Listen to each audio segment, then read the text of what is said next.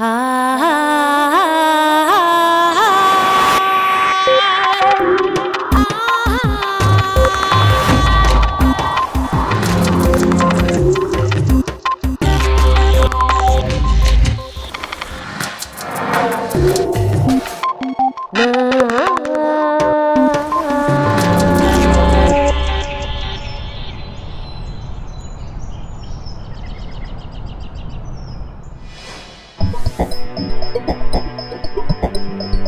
la misma forma que las normas de un juego establecen las relaciones entre participantes, los comportamientos humanos sirven de pautas para forjar los vínculos entre los miembros de un grupo.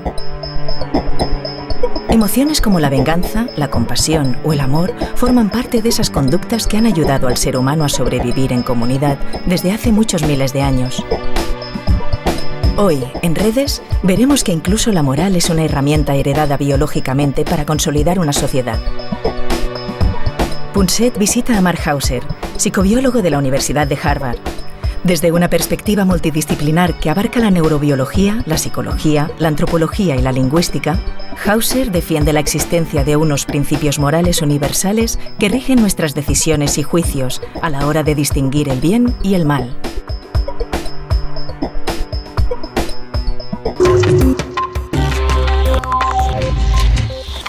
Bueno, en estos tiempos en que se cuestiona tanto la religión, ahora resulta que uno de los científicos más prestigiosos de Harvard, un gran biólogo, Mark Hauser, acaba de sugerir, si no demostrar, que nacemos con una especie de moral, de principios morales universales.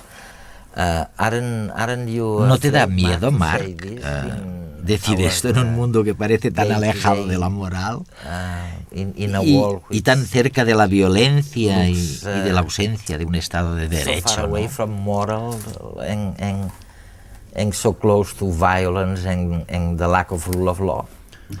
No, creo que no me da miedo, porque en cierto modo lo que estoy diciendo no es que la gente no tenga que creer en la religión, sino más bien que las principales fuentes de nuestros juicios morales no proceden de la religión, de modo que ésta también tiene cabida. Como dice una famosa pregunta de algunos coches, la religión no es un prerequisito de la moral. Esto no quiere decir que la persona no pueda tener fe en aquello en lo que desea tener fe, sino que hay que reconocer que a pesar de las diferencias subyacentes a las religiones, hay un conjunto de principios comunes que todos los seres humanos parecen compartir en lo que respecta a sus juicios morales.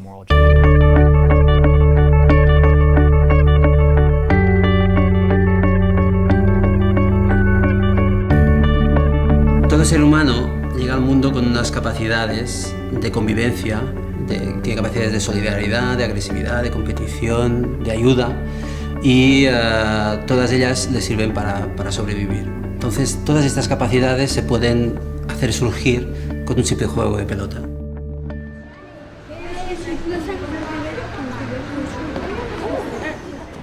Bueno, vamos a jugar a un juego de comunicación. Hay dos formas de comunicarnos con esta pelota. Una forma es positiva, amistosa, y es dando un bote. Otra forma que es negativa, que es agresiva, que es tirando la pelota directamente. En el caso que el receptor del balón le caiga al suelo, no pueda coger la pelota, entonces está muerto.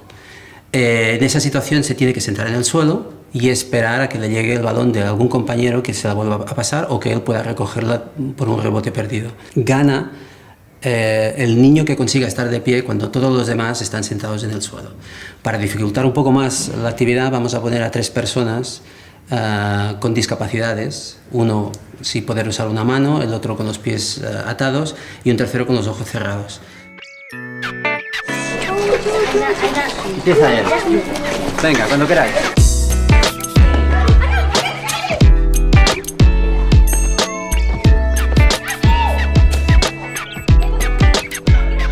Todos estos comportamientos que vemos son comportamientos universales que tienen una base genética, pero que se desarrollan en cada uno de los individuos de un grupo de manera diferente, según la experiencia, según su predisposición, según lo que han vivido. ¿¿Qué harán los niños en el campo de juego? ¿Se ayudarán? ¿Se traicionarán? ¿Tendrán compasión de los más débiles? ¿Se vengarán unos de otros? Las conductas más universales se reflejan en la simplicidad de este experimento.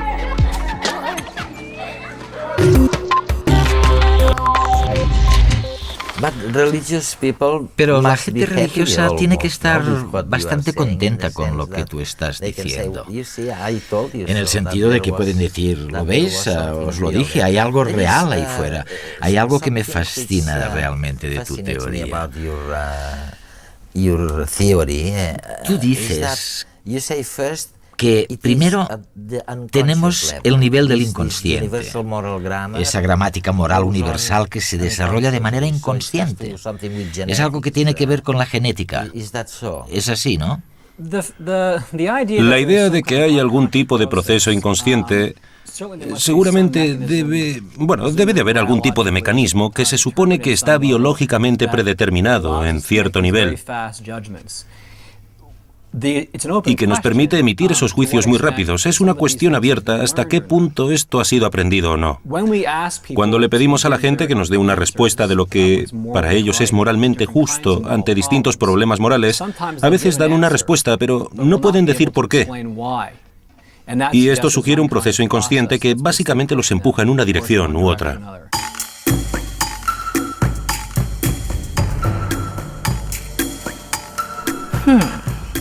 ¿Por qué nos es a veces tan difícil explicar la razón de nuestros actos? Reaccionamos a menudo en nombre de la moral, de la justicia, de la solidaridad, pero en realidad apenas conseguimos razonar nuestras decisiones. Por los circuitos que configuran nuestra mente, transitan mensajes de agresividad, compasión, venganza, simpatía. Emociones como estas orientan la conducta humana, a menudo fuera de nuestra experiencia consciente. Junto a las emociones, estaríamos provistos de un instinto, también inconsciente, que nos ayudaría a diferenciar una acción justa o moral de otra injusta o inmoral.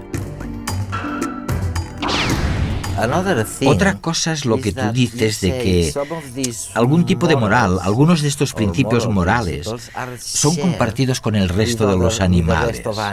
Hay algo darwiniano en este planteamiento. Procede de la selección natural de hace millones de años. Otros, en cambio, son específicos de nuestra especie. ¿Cómo explicas eso?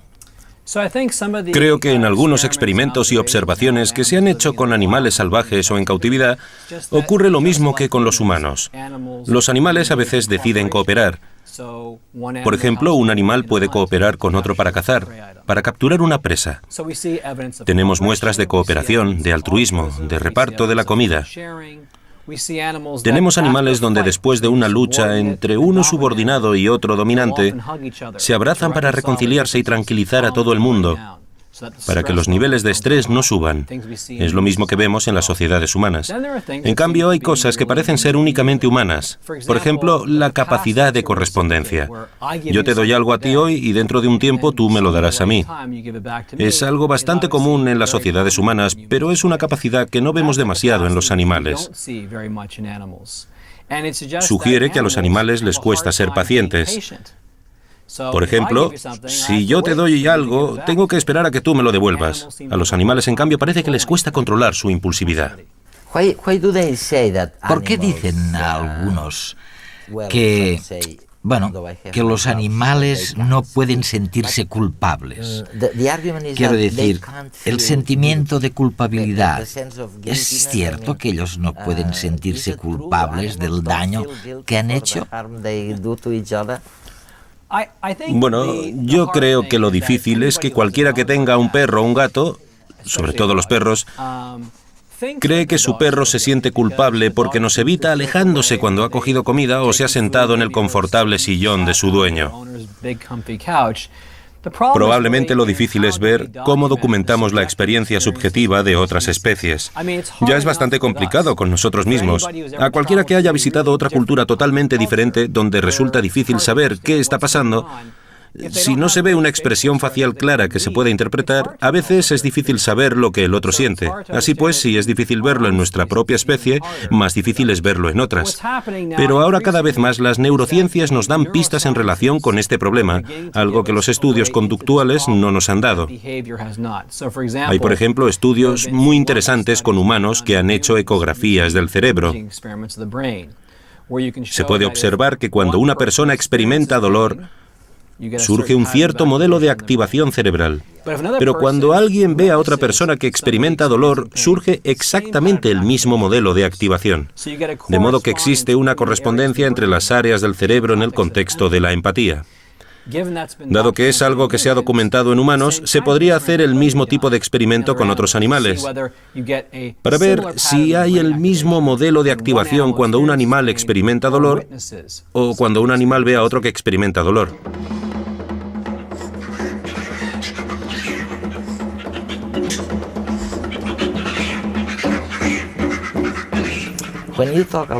Cuando tú hablas de ciertos componentes básicos en los animales compartidos con nosotros, resulta que uno de esos componentes tiene que ver con el lenguaje. Cuando hablas de ese instinto moral universal, es algo muy parecido, ¿no? ¿Cómo lo relacionarías una cosa con otra?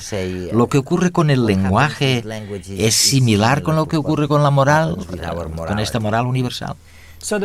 Bueno, la idea básica es que cuando Chomsky propuso la teoría por la cual se hizo famoso, la idea principal era la siguiente. Si nos fijamos en la adquisición del lenguaje en el niño, los estímulos que recibe son escasos comparado con las generalizaciones que hace. Es lo que Chomsky llama el problema de Platón. Como resultado, tenemos que inferir que el niño ha nacido con cierto tipo de capacidades innatas, en palabras del propio Chomsky, que le permiten hacer crecer el lenguaje, no aprenderlo, sino hacer crecer como, por ejemplo, nos crecen los brazos. Por ejemplo, hay una maduración biológica muy fuerte de los factores que preparan al niño para el futuro y que forman parte de lo que significa ser humano. Estos principios generales, o en este caso la gramática universal, forman parte de nuestra especie.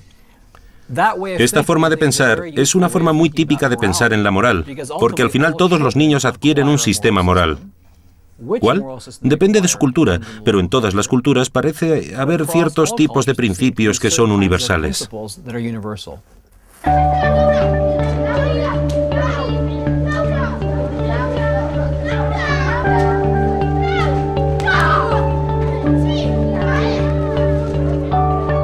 Normalmente la primera actitud que aparece es el narcisismo. El chaval que tiene la pelota no quiere mostrar una actitud negativa de matar a los contrarios y duda entre tirarla y normalmente termina pasándola a sus compañeros.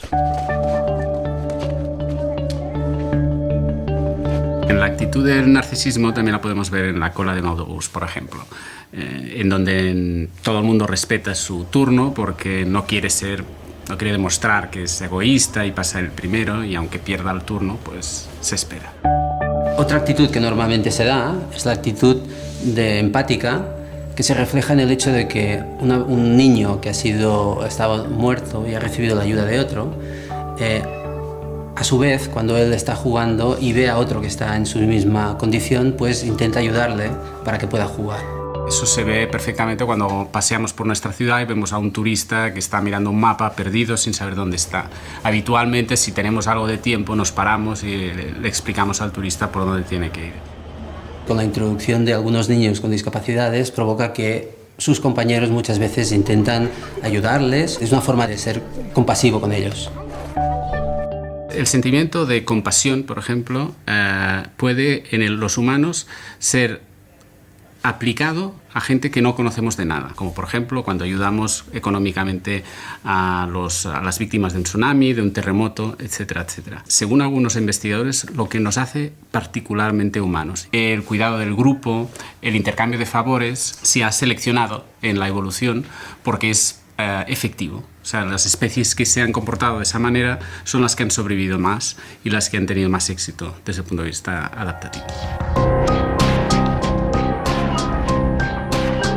Todos estos comportamientos que hemos descrito hasta ahora también tienen su parte negativa. En el caso, por ejemplo, de la venganza o del egoísmo en estado puro, pues también lo vemos en situaciones cotidianas, cuando los recursos cuentan mucho, cuando el tiempo, cuando la oportunidad es importante. Por ejemplo, en la cola de un supermercado, en la cola para un espectáculo del que hay pocas entradas, pues ahí actuamos con cierto egoísmo, estableciendo un tipo de conducta que va en beneficio propio y en detrimento de los demás.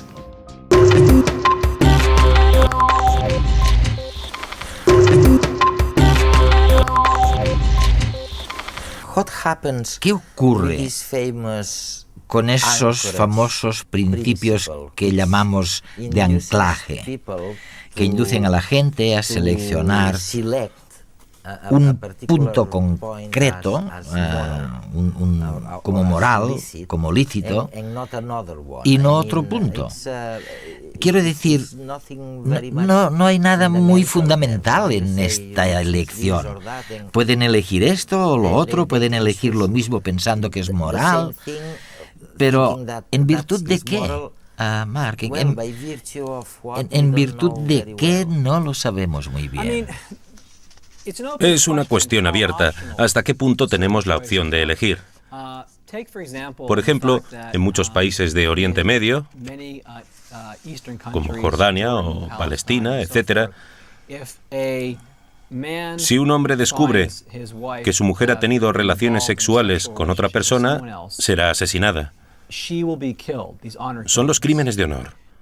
Ahora bien, en Oriente Medio, las personas encargadas de cometer estos crímenes no son los maridos, sino los familiares de esas mujeres, su madre o hermanas. En este país, en los Estados Unidos, especialmente en el sur, donde todo empezó, si un hombre descubre a su mujer en la cama con su amante, es su responsabilidad. En ambas culturas hay una violación del vínculo marital. Pero ¿de quién es la responsabilidad? Eso depende de cada cultura. Por lo tanto, la idea básica es que la gramática universal y la gramática moral universal son principios abstractos en cuanto a su naturaleza cooperativa o dañina. Veamos ahora un ejemplo mucho más concreto. En la mayoría de los países, la eutanasia activa está prohibida. Una persona que está en cuidados intensivos no puede recibir una sobredosis. Pero podemos suprimir el apoyo a la vida, es decir, podemos permitir que muera. Por lo tanto, distinguimos entre la acción y la omisión. Esto es cierto cuando estamos confrontados ante cualquier dilema moral.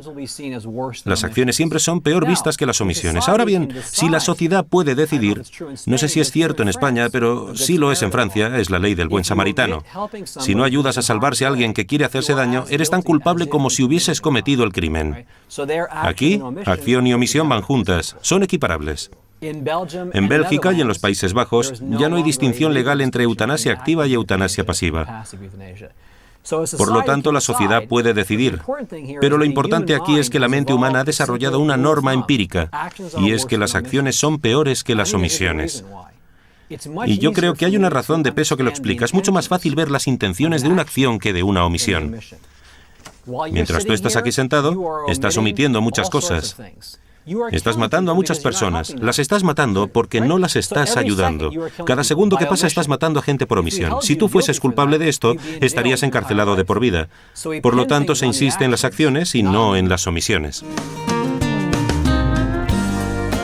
Los seres humanos estamos acostumbrados a vivir en grupo. ¿Qué ocurrirá si se obliga a 4 jugadores a formar parte de un mismo equipo que deberá luchar contra el resto de participantes? ¿Cambiará el comportamiento de los unos y los otros?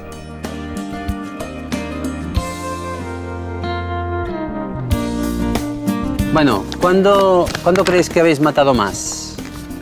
¿En la primera vez que hemos jugado, que no había equipo, o ahora que había?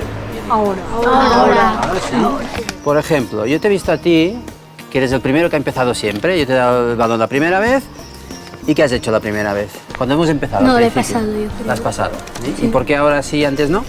Porque ahora hay más rivalidad porque hay 4 personas que están dentro de un equipo y vamos más a por matar.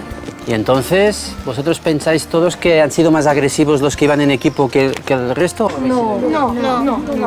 Sí, ¿igual de agresivos? Sí, porque los demás íbamos como también un poco con equipo. ¿Ah, sí? Sí. ¿Qué equipo? ¿Todos los demás? ¿Todos? No. Creo que los demás también, como eran un equipo contra todos nosotros, pues nosotros los que no éramos de equipo nos hemos hecho como un equipo pero sin decir nada, pero íbamos a por ellos y nos la pasábamos para matar más. En este caso aparece claramente una actitud de prejuicio. Los jugadores que forman parte de un equipo se deben a sus compañeros, con lo cual tienen tendencia a mostrarse más agresivos para evidenciar su capacidad dentro del grupo. El resto que no forman parte no son un equipo oficialmente, se agrupan también en equipo para ayudar a combatir al enemigo superior. Este sentimiento de grupo se puede incluso generar en ausencia de condiciones para considerar un grupo objetivo, como por ejemplo puede ocurrir que se genere de manera espontánea cuando viajamos como turistas y nos sentimos parte del grupo de españoles o del autobús azul, etc. Normalmente este sentimiento es uno de los más potentes de nuestra especie.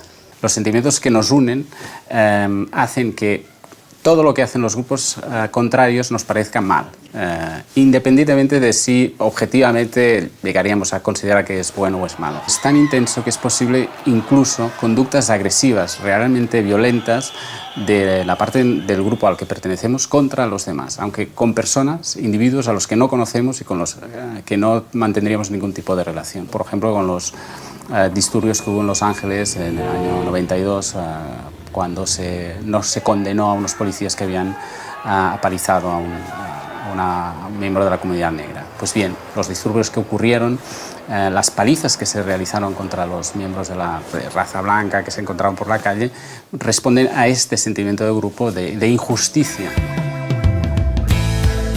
La ciencia explica cada vez mejor los orígenes de nuestras conductas más innatas. Y eso no es todo. Un sencillo juego puede ayudarnos no solo a entender cómo somos, sino a enseñarnos las ventajas y los inconvenientes de nuestro comportamiento hacia los demás.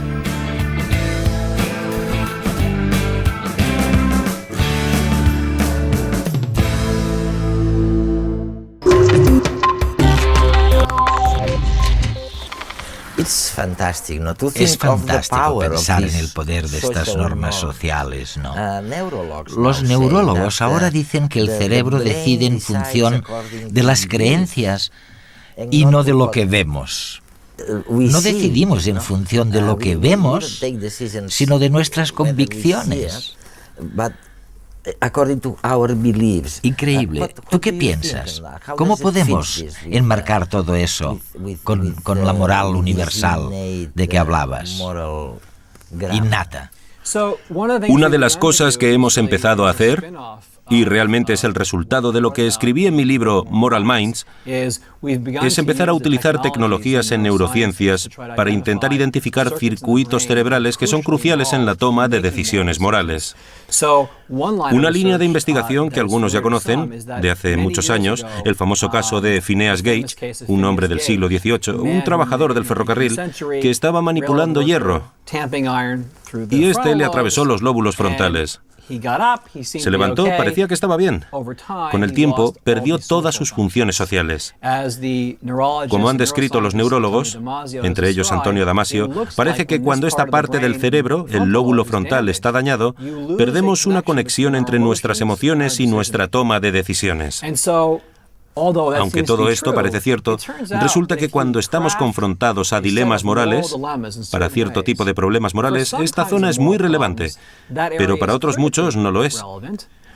Lo que sugiere es que para algún tipo de problemas morales, las emociones parecen ser irrelevantes.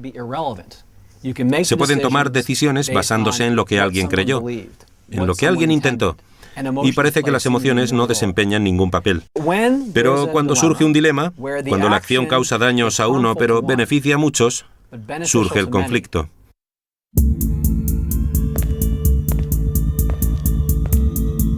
Cinco pacientes esperan con urgencia un trasplante, cada uno de un órgano distinto.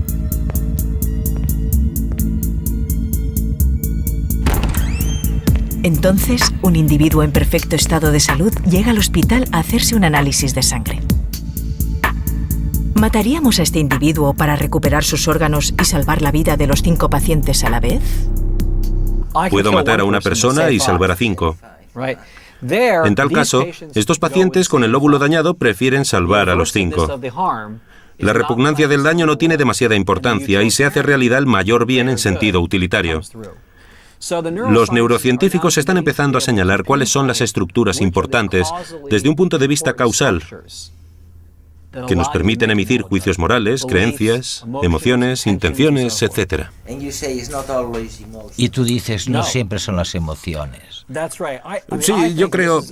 Bueno, pero esto es una visión un poco radical. Creo que no todo el mundo está de acuerdo conmigo. Yo creo que gran parte de nuestros juicios morales se hacen antes de las emociones. En cierto modo, las emociones siguen a los juicios morales, en lugar de precederlos. Y esta es una visión nueva. Es la visión radical, sí. Pero veamos la psicopatía. Por ejemplo, los psicópatas. Son gente que hace cosas malas, que matan a otros. La interpretación clásica es que tienen un déficit emocional. Debido a este déficit emocional, ellos no saben lo que está bien o mal. Pero hay una interpretación alternativa. Ellos saben lo que está bien o mal, pero como carecen de las emociones necesarias, no pueden evitar hacer lo que está mal.